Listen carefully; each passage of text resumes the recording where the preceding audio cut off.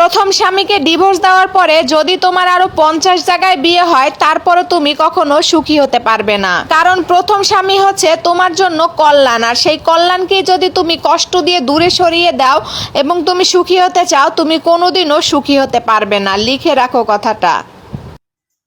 স্বামী ছাড়া যত পুরুষ আপনাকে আলগা পিরিত দেখায়, আলগা ভালোবাসা দেখায়, মায়া দেখায় এবং খুব প্রশংসা করে, খুব অ্যাপ্রিসিয়েট করে, তাহলে আমার এই একটা কথা মনে রাখবেন, একটা শিয়াল মুরগি খাওয়ার আগ পর্যন্ত বিনয়ী থাকে যতক্ষণ পর্যন্ত মুরগিটা তার পেটে না আসে।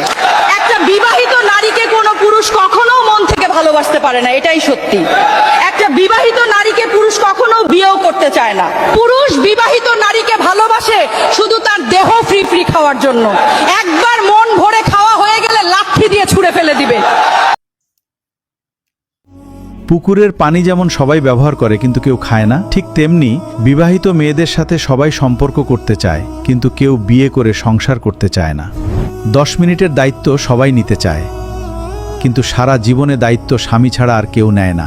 তাই বলে কি অন্য পুরুষের মায়ায় পড়ে নিজের সাজানো সংসারটা নষ্ট করবেন? স্বামীকে কষ্ট দিয়ে আজ পর্যন্ত কেউ সুখী হতে পারে নাই। স্বামী ছাড়া যত পুরুষ আপনাকে আলগা পিরিত দেখায়, আলগা ভালোবাসা দেখায়, মায়া দেখায় এবং খুব প্রশংসা করে, খুব অ্যাপ্রিসিয়েট করে, তাহলে আমার এই একটা কথা মনে রাখবেন, একটা শিয়াল মুরগি খাওয়ার আগ পর্যন্ত বিনয়ী থাকে যতক্ষণ পর্যন্ত মুরগিটা তার পেটে না আসে।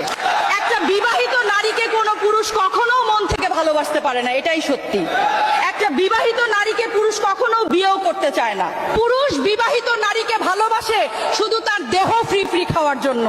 একবার মন ভরে খাওয়া হয়ে গেলে লাঠি দিয়ে ছুঁড়ে ফেলে দিবে।